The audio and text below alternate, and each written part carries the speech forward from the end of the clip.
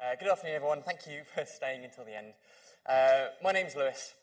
I'm a postdoctoral research fellow funded by the UK Space Agency up at the University of Leicester, although I actually did my PhD here in London and the other place at University College London in one of the very first doctoral training centres that was founded called Complex, the Centre of Mathematics and Physics and Life Sciences and Experimental Biology, which is a massive mouthful of a phrase, but condenses down to a very neat little acronym of complex, and this idea of interdisciplinary science and combining biology, as I am, with kind of physics and mathematical modelling and computer studies as well. And through that, I got involved in a new field of science called astrobiology, and looking into the possibility of there being life beyond our Earth, looking into what are the survival constraints of terrestrial organisms, of some of the hardiest bacteria on our planet, and they're looking into what environmental conditions we find on other worlds, on other planets, moons, in our solar system, and therefore whether life might be able to survive there. And importantly, what kind of tests, what kind of experiments or equipment can you build to look for signs of life, to look for biosignatures, and strap that experiment on the front of a rover and launch it to Mars, as we're doing in 2018 with the ExoMars rover, to look for those signs of life.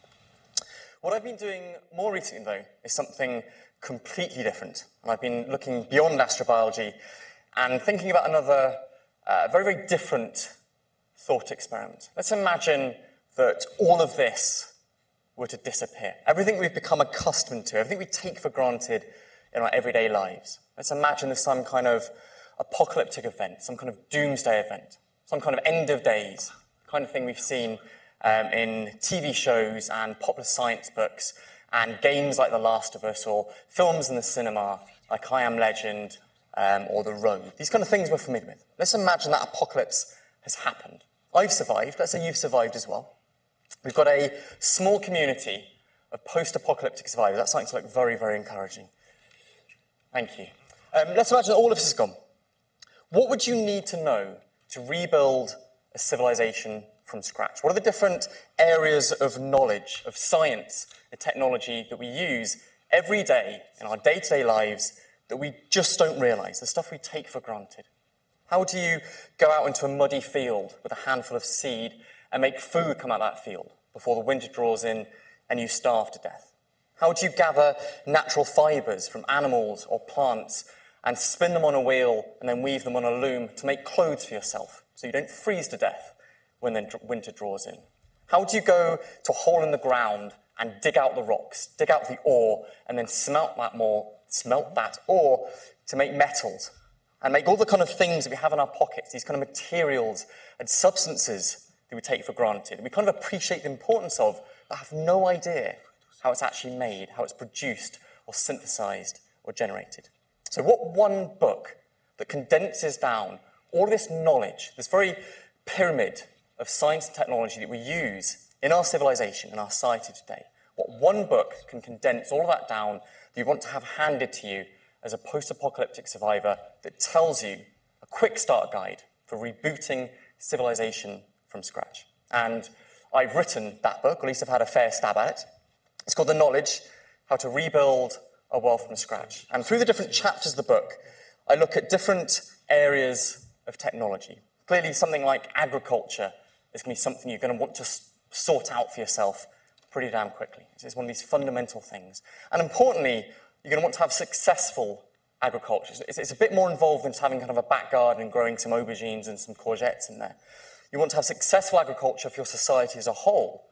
So at the end, one person can feed 10 others. So you've got beyond the kind of subsistence existence. One person can feed 10 others, and those 10 other people can then go off and specialise in other niches, in other roles in society. It can become carpenters, or iron mongers, blacksmiths, or advertising executives, or whatever it is you need in your civilization, your society, with defined niches, defined roles. Now, clearly, you're not going to need to go right back to the land, to the ground, and reinstate agriculture for yourself immediately after this hypothetical apocalypse. There'll be a lot of stuff left behind in our dead world. After the people have gone, a lot of stuff will be left behind. So again, just a thought experiment. If I were to lock you in a supermarket with a plentiful source of fresh water and sanitary conditions, you have ways of getting rid of your waste. How long could you survive in an average supermarket before you ate all the food? How long would all the different dried rice and pasta last for? How long would all the cans of food last for before you've basically eaten it all? I think that's a whole string of fail, isn't it? And I did this calculation. I went to the local average supermarket, which is the one in Angel Islington, by the way, and I counted all the different packets of food, all the different cans, multiplied it up, divided by the amount of nutrition you need to take per day, and calculated if I were to lock you in a supermarket, you could survive for 55 years before you needed to go out and forage for your own food. And 63 years if you're happy to eat the canned cat food and dog food as well. So clearly there's an enormous reserve, there's a resource left behind that you can scavenge and repurpose and use during this grace period to kind of keep yourself going after civilization as we know it has collapsed. And looking into other fields, I look into different substances. What are the chemicals, the chemistry that we absolutely take for granted? If you're trying to rebuild, how do you make clay bricks? How do you make mortar or concrete to glue those bricks together when you're trying to create edifices, create buildings? How do you smelt metal? How do you make iron? How do you make steel? And what I was very keen to do during the researching of this book, which is clearly very, very interdisciplinary, looking at all the different avenues of life in this civilization and how that civilization progresses over centuries of history and how you can accelerate that process in hindsight, looking at ways you can leapfrog over intermediate stages and kind of beeline for the most important stuff. And one of the things I was very keen to do, I thought was very important when I was researching for this popular science book, is to actually do a lot of it myself. Not just sit in a library and research from books, but to actually get some first-hand, direct experience of some of these things. So I went to a 17th century blacksmith, where you work by a kind of a coal-fired hearth, or charcoal-fired hearth with bellows, getting those coals red hot, and then you shove a bit of metal into the middle of that so it gets red hot itself, and then you hammer the bejesus out of it with a big, heavy hammer, and I've completely forgotten the word for what they're called. Anvil. Smash it between hammer and anvil to reshape that metal, to transform it into something which is useful for you as a tool. And I was very smug. After spending a day, I had made a tool for myself from scratch with my own bare hands, and I made myself a knife. And I took this knife that I'd made, back home at the end of the day, and cut some bread with it, and cut some cheddar cheese, and made myself a post-apocalyptic cheese toastie from scratch. But then noticed that there was this ruinous crack right between the handle and the blade of my knife. And I've never had the nerve to go back and use this thing again, because it would clearly snap right in half. So I did quite a bad job first time round. But the important lesson from this is that I now know what went wrong. I know how to go back and do a better job and try again and improve each time. So this handmade knife, this tool I made for myself, is like a microcosm for society as a whole, this reiterative process, this recursive process of going around and improving things as you go on. And all of this stuff is available on the book's website. You can look at all the different material that didn't make it into the book. There's pictures of the knife that I made for myself. There's photographs. I was very keen for the author photograph of this book to keep the premise of the book of going right back to the basics, right back to scratch, and the knowledge that you would need to do everything for yourself. So I explain how to make your own photograph using very simple silver chemistry, photoreceptor chemistry. And I had the author photograph, the portrait photo, taken using chemicals I mixed with my own hands and loaded into a glass plate and put into a very rudimentary single-lens camera and then exposed for kind of 15, 16 seconds. It is by no means a snapshot. This chemistry is very slow to react to light. So you have to stay there for about 16 seconds. And any kind of movement or kind of wobble of your head or any kind of shift in your expression ends up making you look like some kind of ghastly, ghostly apparition. So as you're sat there, there is a metal stand behind you and a skull clamp locked into the base of your skull to hold your head absolutely static. And for 16 seconds, you can't try and hold a smile without looking like some kind of rigor mortis death grimace. So you have to hold a very kind of passive, neutral face with this skull clamp locked into the back of your head. And I would posit for those reasons, that might be why a lot of the early photographs of kind of Edwardian and Victorian people, they didn't look like they were having much fun, because they probably weren't. And on the website, you can go in and have a look through that and read through the instructions of how to create your own photograph. I've had very little to show you guys. I'm so sorry. The irony of talking about building a civilization from scratch, the knowledge you would need, and then being hit by a PowerPoint fail has not escaped me in order trying to show some of those pictures. What we could do is just leave it up like that. I'll talk about one last thing, because I thought this is brilliant. One of the technologies you're going to want to keep going during this grace period as long as possible is mechanization and internal combustion engine, because you don't want to have to go back to using a hoe and kind of a horse-drawn plow for plowing your fields. You want to keep using tractors to move things around, to haul things around and transport.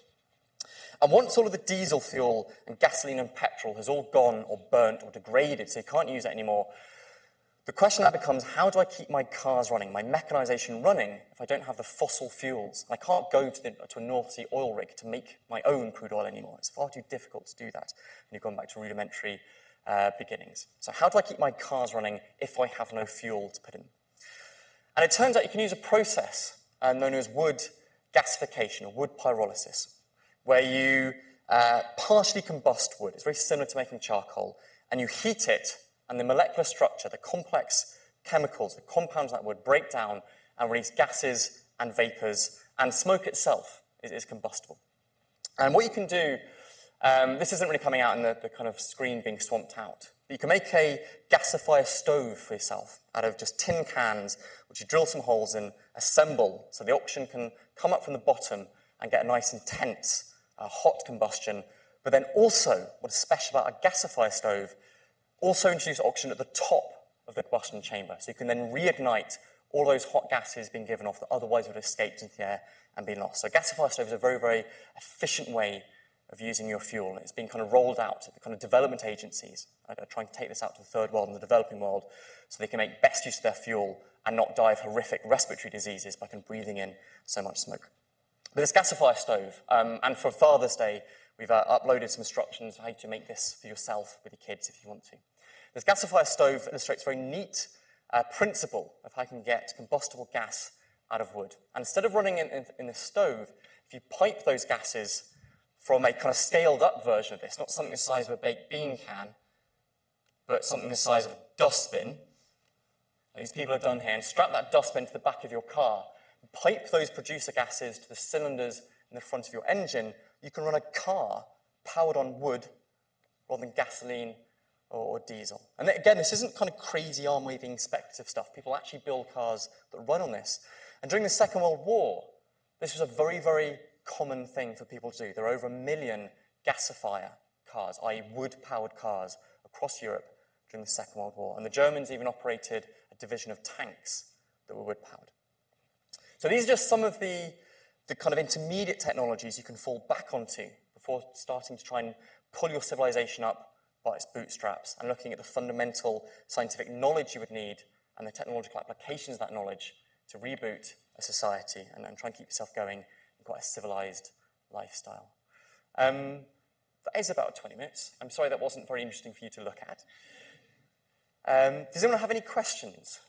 I anticipate, I understand this is quite off topic from what we've been talking about, but in terms of interdisciplinarity and looking at things in a new angle, in a new way, and trying to pull together threads from many different kinds of science, I think this book has attempted to pull that off. So if you did have any questions, or we could all head off to the pub a bit earlier.